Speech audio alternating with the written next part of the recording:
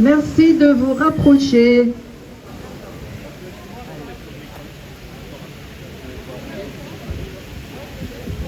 Allez, allez.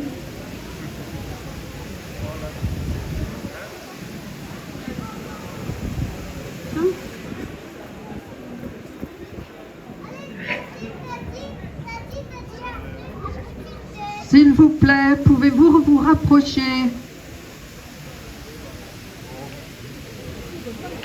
Non.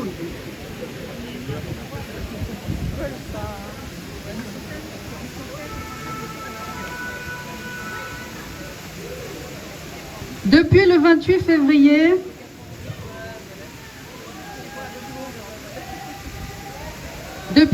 février, les faucons israéliens et états-uniens ont lancé une guerre à outrance contre l'Iran.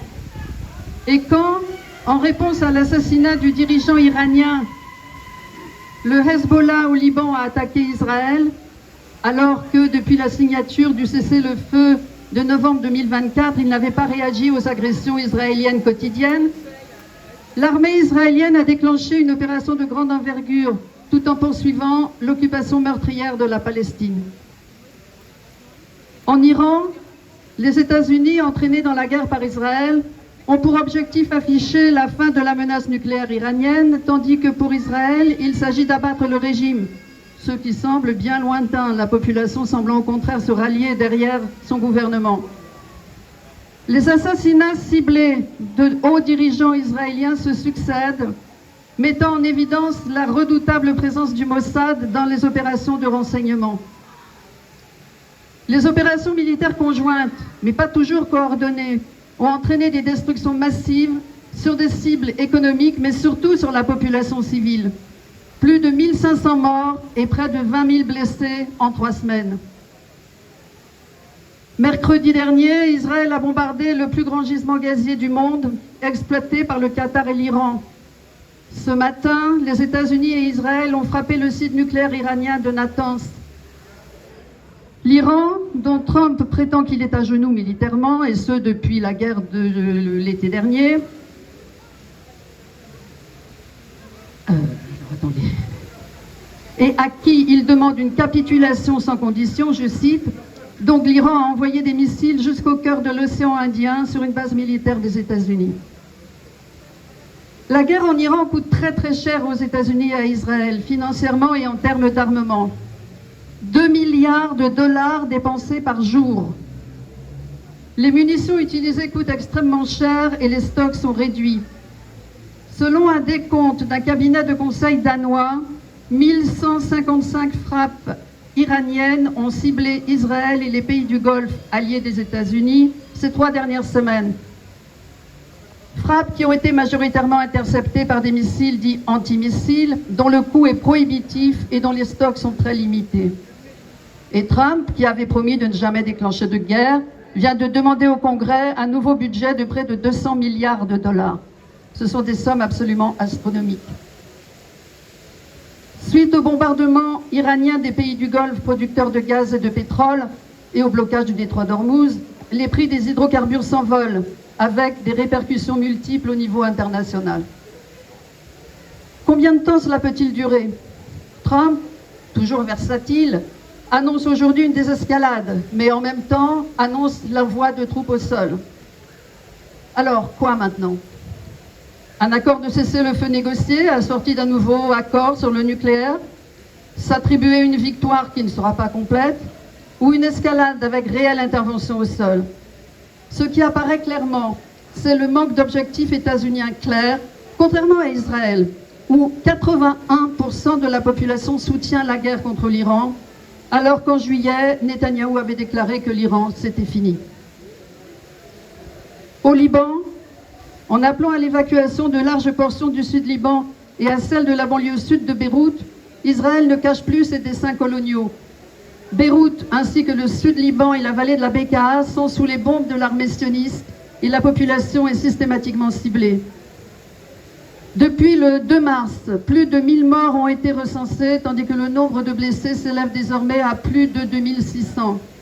Sur les dernières 24 heures, 20 personnes ont été tuées et 57 blessées. Environ 1 million de civils ont été déplacés et on voit comme à Gaza, des centaines de tentes sur le rivage.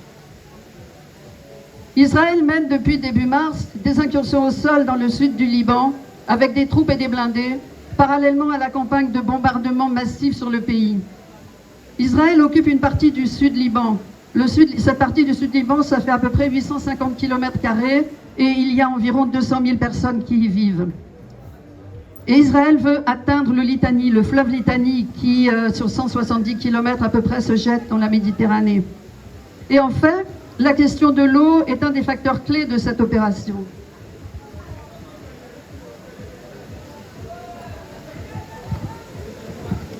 Les puits, les réservoirs, les stations de pompage et canalisation sont la cible de bombardements massifs.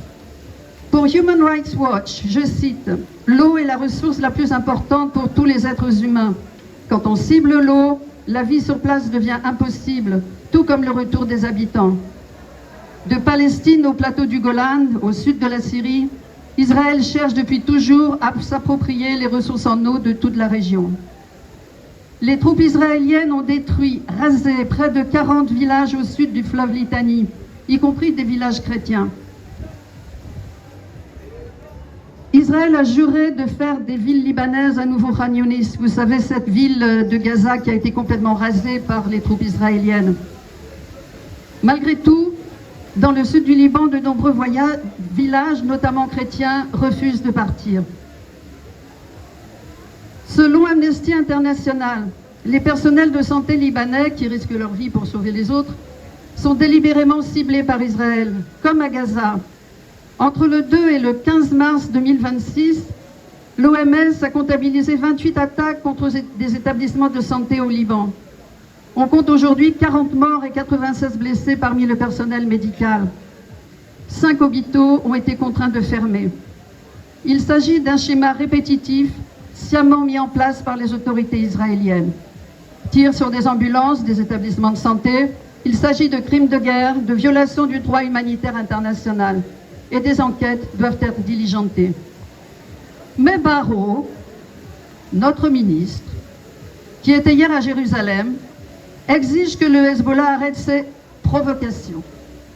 Il dénonce, je cite, « la décision inadmissible et irresponsable du Hezbollah qui s'est joint aux agressions iraniennes contre Israël, déformant encore une fois la réalité des faits, inversant la responsabilité et pour se coucher encore une fois devant Israël et les États-Unis.